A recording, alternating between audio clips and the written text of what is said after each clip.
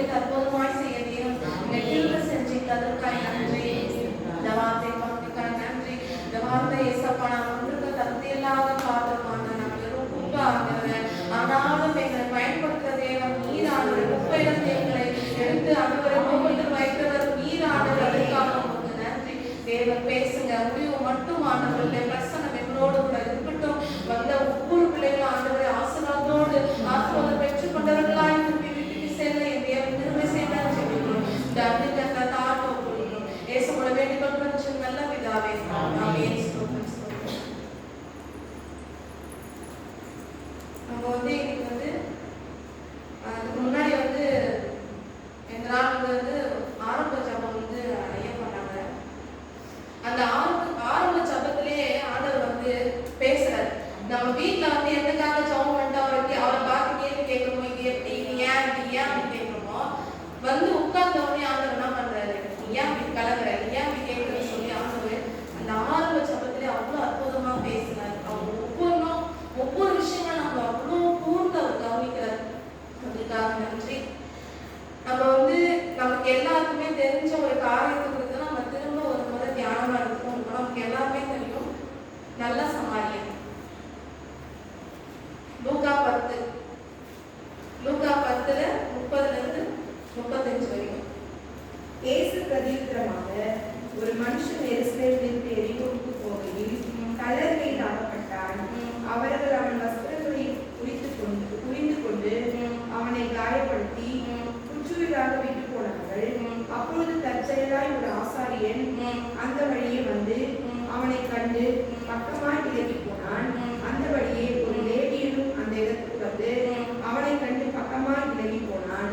பின்பு சமாரியன் ஒருவன் பிரயாணமாய் வருகையில் அவனை கண்டு மனதுருகி கிட்ட வந்து அவனுடைய காயங்களில் எண்ணெயும் திராட்சரசமும் பார்த்து காயங்களை கட்டி அவனை தன் சுய வாகனத்தின் மேல் ஏற்றி சத்திரத்துக்கு கொண்டு போய் அவனை பராமரித்தான்.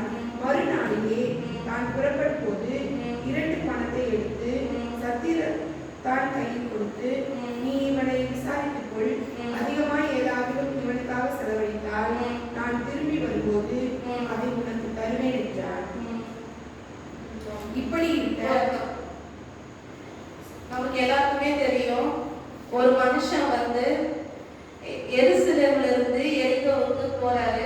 அப்போ வந்து கல்லர்கள் வந்து என்ன பண்றாங்க, அவர்கிட்ட பொருளை எடுத்து அவரை அடிச்சு குத்தியும் கொலையுமா போட்டு அவங்க போயிடுறாங்க.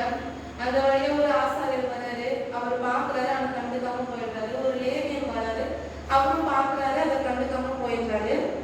அப்போ ஒரு சமாரியன் வராரு. அவர் எவ்வளோ வேலைக்காக அவர் போயிருந்தாரு. அவர் இவ்வளோ உங்களுக்காக அவ்வளோ பண்ணணும் அவசியம் கிடையாது. அவர்கிட்ட போய் அந்த மனுஷனை தூக்கி எடுத்து அந்த காயங்களை கட்டி ஒரு சத்தத்துல சேர்த்து அவருக்கு ட்ரீட்மெண்ட் பாருங்க, இன்னும் எவ்வளோ பணம் செலவாயிருந்தா கூட பரவாயில்ல, நான் திரும்பி வந்து கொடுக்குறேன் அப்படின்னு அவர் சொல்றாரு. பாருங்க, அதெல்லாம் எவ்வளோ ஒரு பெரிய விஷயம். ஒருத்தவங்க வந்து தன்னோட சொந்த வேலைகளை விட்டுட்டு இப்போ ஒருத்தவங்களுக்காக, யாருன்னு தெரியாதவங்களுக்காக சும்மா ஹெல்ப் பண்ணிட்டு கூட போகாம அவர் சுகமாகிற வரைக்கும் ட்ரீட்மெண்ட்கான மொத்த செலவை நானே ஏற்றுக்கிறேன் அப்படின்னு சொல்றாரு. இதை வந்து இந்த சம்பவம் நமக்கு எல்லாருக்குமே தெரியும். இந்த நாள்ல வந்து நம்ம வந்து ஒரு 4 கேரக்டர்ஸை நம்ம அதை பார்க்கலாம். இதுல வந்து முதலாவதா வந்து ஒரு மனுஷன் வந்து எருசலேம்ல இருந்து எரிகோவுக்கு போறாரு அப்படின்னு சொல்லப்பட்டிருக்கு. அந்த மனுஷனுடைய பேர் எதுவுமே நமக்கு சொல்லப்படல. நம்ம உதாரணமா அந்த மனுஷனை வந்து காயப்பட்டவர் அப்படின்னு நம்ம எடுத்துக்கலாம். அவர் ஒரு காயப்பட்டு இருக்காரு. அவர்கிட்ட இருந்து பொருட்களை திருடிட்டு அவரை வந்து குப்பையும் குளமா விட்டு போன கல்லர்கள் இருக்கும். அவங்க வந்து காயப்படுத்தியவர்கள் அப்படின்னு நம்ம எடுத்துக்கலாம். அவர் ஒரு மனுஷன், அவர் காயப்பட்டவர். இந்த கல்லர்கள் யாருன்னா அவரை வந்து காயப்படுத்தியவர்கள். அவரை கண்டுக்காம போன ஆசாரியமும் லேவியமும் யாருன்னா கண்டு கொள்ளாமல் போனவர்கள், கண்டுக்காம அவங்க போனவர்கள் எடுத்துக்கலாம். 4வது வந்து சமாரியன் என்ன செஞ்சார்னா காயம் கட்டியவர் நம்ம எடுத்துக்கலாம். காயப்பட்டவர், காயப்படுத்தியவர், கண்டு கொள்ளாதவர், காயம் கட்டியவர். 4 காரியங்களான அந்த விஷயத்தை நம்ம எடுத்துக்கலாம். காயப்பட்டவர்னா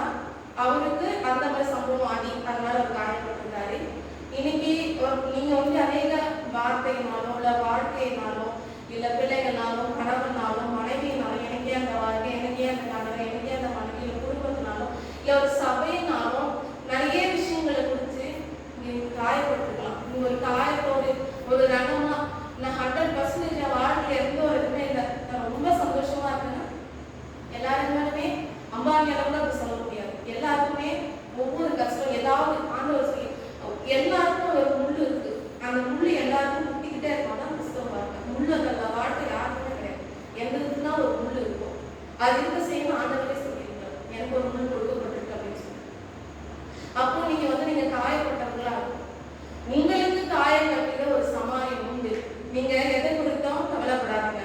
அந்த சமாரியம் வந்து ஏற்ற நேரத்துல இருந்து உங்க காயங்கள் என்ன பண்ணுவாரு, அவரு நிச்சயம் அவருக்கு எழுதாரு. அப்படிதான் உதாரணமா வந்து ஒரு சாட்சியில நான் கேட்டேன். ஒருத்தர் வந்து ரட்சிக்கப்பட்ட புதுசுல வந்து என்ன பண்ணாங்கன்னா, அப்பதான் கிறிஸ்டியன்ல ஆரம்பத்துல வராது. அவர் வந்து ஒருத்தவங்க கிட்ட கடனா வாங்கியிருக்காரு. ஞாயிற்றுக்கிழமை சர்ச்சுக்கு போகுங்க, குளிச்சு ரெடி வீட்டை விட்டு வெளியே வராது. வெளியே வரும்போது அந்த வீட்டு வாசல கடன் கொடுத்துட்டு வந்து அவர் அசிங்கமா பேசி, இவங்களா அதுவில்லையா அப்படி இப்படின்னு பேசி காசு திருப்பி கொடுக்க மாட்டேன்னு சொல்லி என்ன பண்ணுறோம், அவர் ரொம்ப வந்து காயப்படுத்துறாரு. இவர் வெளியே இருக்கிற ஜனங்க எல்லாம் பார்த்துட்டாங்க. அவரை தாண்டி வெளியே அவரால் போக முடியல, ரொம்ப அசிங்கமாயிடுச்சு. ஞாயிற்றுக்கிழமை சர்ச்சு திருவள்ளூர் அதுவும் வந்து எடுக்கிறோம். என்ன பண்றது, இவ்வளோ அசிங்கத்துக்கு நான் எப்படி வெளியே போய் மாட்டோம்னா மூஞ்ச சொல்லிட்டு உள்ள உட்காந்து சேர்ல உட்காந்து அப்படியே அழுதுட்டே அசிங்கத்தே கொடுத்துட்டாங்க. அவர் அப்படியே உட்கார்ந்த மாதிரி ஒரு கொஞ்சம் லைட்டா தூக்க மாதிரி வந்துட்டு இருக்கோம். ஏசப்பாவோட சிலுவ தரிசனம் ஒரு வருதான். ஏசப்பாவை சிலுவையில மாட்டி கொண்டு கொடுத்துருக்கான். அவர் முகம் ஃபுல்லா எச்சலாம், கால் துப்பினாங்கல்ல, இவ்வளோ எச்சல அவர் முகம் ஃபுல்லா இருக்கும். அப்ப அவர் சொன்னாரா, என்ன பாரு, நான் என்ன தப்பு செஞ்சேன், என் முகத்துல பாரு எவ்வளவு எச்சது அப்படின்னு. இந்த அவமானத்துல நீ பெரிய அவமானப்பட்ட அப்படின்னு சொல்லும் போது அவர் புடிச்சு எழுந்து கண்ணை தொடச்சிக்கிட்டு என்ன பண்ணாரா, தைரியமா சர்ச்சில் போய் திரும்ப எடுத்தாராம். இன்னைக்கு வந்து ஆண்டவர் வந்து அவர் முடியாத மாத்திருக்காரா, அநேக பிரயோஜனம் மூலமா கடமையில அந்த வாழ்க்கையா அநேக கொடுத்து உதவும்படி அவர் செஞ்சிருக்காரு அவருக்கு. அப்போ நீங்க இந்த நாள் எந்த விஷயத்துக்காக நீங்க காயப்பட்டிருக்கீங்க, எந்தெந்த தேவைக்காக நீங்க கிளம்பிட்டு உங்களுக்கு சமாளியம் ஏற்ற வேலையில வந்து என்ன பண்ணுவாரு, அவரு காயப்பட்டுகிறவரா இருக்காரு. இன்னொரு கேரக்டர் யாருன்னா கள்ளர்கள், திருடர்கள். அவங்க வந்து காயப்படுத்திப்பாங்க. நம்ம காயப்பட்டவங்களும் இருக்கோம். நீங்க ஒரு விஷயம் யோசிச்சு பாருங்க, நம்ம எத்தனை பேரை காயப்படுத்தி இருக்கோம். நம்ம பேசுற வார்த்தையினால, நம்ம நடத்துகிற ஒரு நடக்கையினால, நம்மளுடைய முக சுழிப்புனால, அப்போ ஒருத்தருடைய மனசை அது எப்படி வந்து கடினப்படுத்திருக்கோம், எவ்வளவு கஷ்டப்பட்டிருக்கோம் அப்படின்னு சொல்லிட்டு உலகத்தான் வந்து சொல்றாங்க. ஒரு பெரிய பெரிய கெஸ்ட் எல்லாம் கூப்பிட்டு இன்டர்வியூ எடுக்கிறவங்க, அவங்க வந்து என்ன பண்றாங்களா, இவங்க கிட்ட கால மைக்ல வந்து இவங்க கிட்ட இந்த கேள்வி பர்சனல் லைஃப்ல அவங்க ரொம்ப கஷ்டப்படுற கேள்வி, அதை கேளுன்னு சொல்லுவாங்க. இவங்க வந்து என்ன செய்வாங்கன்னா, ஒருத்தவங்க சொல்றாங்க, அவ்வளவு பெரிய கஷ்டமான கேள்வி கூப்பிட்டு உட்கார வச்சு அவங்களை கேட்டு அவங்க மனசு எவ்வளவு கஷ்டப்படும், உங்க கேளு டார்ச்சர் பண்ணிட்டு இருக்காங்க, எவ்வளவு கோடி கொடுத்தோம்னா அந்த கேள்வியை எனக்கு நான் கேட்கவே மாட்டேன், அவன் மனசை வந்து நான் கஷ்டப்படுத்த மாட்டேன் அப்படின்னு உலகத்தார் சொல்றாங்க. அப்படியே கஷ்டமான கேள்வி நீ கேட்டுதான் அவங்கள அதை பக்குவமா அதை அவங்களை வலிக்காம அதை எப்படி கேட்கணும், நம்ம பேசுற வார்த்தை எப்படி இருக்கணும் அப்படின்னு சொல்லி அவங்க அவ்வளோ பார்த்து பண்ணுவாங்க ஒரு உலகத்தாய். அப்போ நம்ம கோபத்திலேயோ நம்ம வர சட்டுன்னு வர மூடமுடைய கோபம் சீக்கிரத்துல வெளிப்படும் போல, நம்ம சட்டுன்னு வர கோபத்துல ஏதாவது ஒருத்தவங்களுக்கு என்ன பண்றோம், நம்ம வந்து காயப்படுத்துவோம், பேசணும். அந்த காயத்தை ஏத்துக்கிறவங்களுக்கு அது எவ்வளவு வலிக்கும், நம்மளை யாராவது ஒன்று சொல்லிட்டு நம்மளுக்கு எவ்வளவு வலிக்கும், அப்போ அவங்களுக்கு எவ்வளவு ஒரு அது வலியா இருக்கும், அதையே நம்ம தெரிஞ்சுக்கணும். அப்புறம் வந்து ஒரு விஷயத்த நான் படிச்சேன், பக்குவம் என்பது யாரெனில், முன்னாடிலாம் வந்து உன்னை யாரா பார்த்து செல்ஃபால் அடிப்ப நாயே அப்படின்னு சொன்னா, என்ன பார்த்தா நீ சொன்ன உன்னை நான் அடிக்கிற மாதிரி போகணும். இப்போ வந்து யாராவது அந்த வார்த்தை சொன்னா சின்ன ஒரு சிரிப்புடன் கடந்து போயிடுறாங்க. அதுதான் ஒரு பக்குவம் அப்படின்னு சொல்லுது.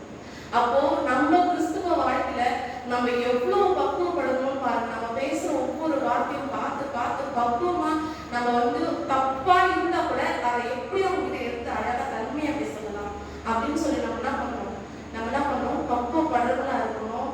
நம்ம யாரையுமே நம்மளுடைய வார்த்தை யாரையுமே காயப்படுத்த கூடாது, நம்ம யாரையுமே காயப்படுத்துறவங்களா இருக்கக்கூடாது. அப்போ மூணாவது வந்து காயப்படுத்தியவர்கள். மூணாவது குறித்து யாரு பார்த்தோம்னா ஆசாரியன், லேவியன். இவங்க யாரு, கண்டு கொள்ளாதவங்க. பக்கத்து வீட்டுல என்னதான் நட்டுச்சுன்னு போறதுன்னு என்னதான் ஆனாலும், என்னதான் கஷ்டமோ பஞ்சமோ வாழ்ற சாப்பிட என்ன ஆனாலும் நமக்கு என்ன, நமக்கு சோறு கிடைச்சா போதும், நம்ம வீடு நல்லா இருந்தா போதுன்னு யாரையும் கொடுத்து கவலைப்படாம கண்டு கொள்ளாம போறவங்க. அப்படிதான் நம்ம சபையும் ஒரு விசுவாசியும் யாரா இருந்தாலுமே ஒருத்தவங்க சந்தோஷமா இருக்கும் போது நம்மளை கூப்பிட்டு முன்னாடி வைக்கணும்னு நினைக்கவே கூடாது. கஷ்டமா இருக்கும் போது அவங்க கூப்பிடலாம நம்ம போய் நிற்கணும். உனக்கு என்ன கஷ்டம், உனக்கு என்ன கவலை,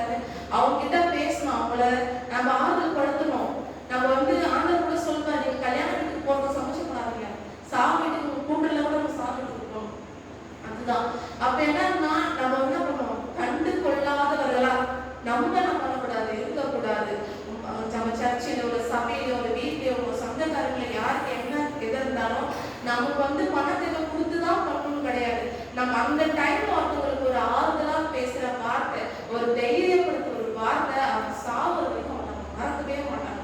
அப்போ வந்து நம்ம என்ன பண்றோம்? கண்டு கொள்ளாதவர்கள் போல நம்ம என்ன பண்ணக்கூடாது?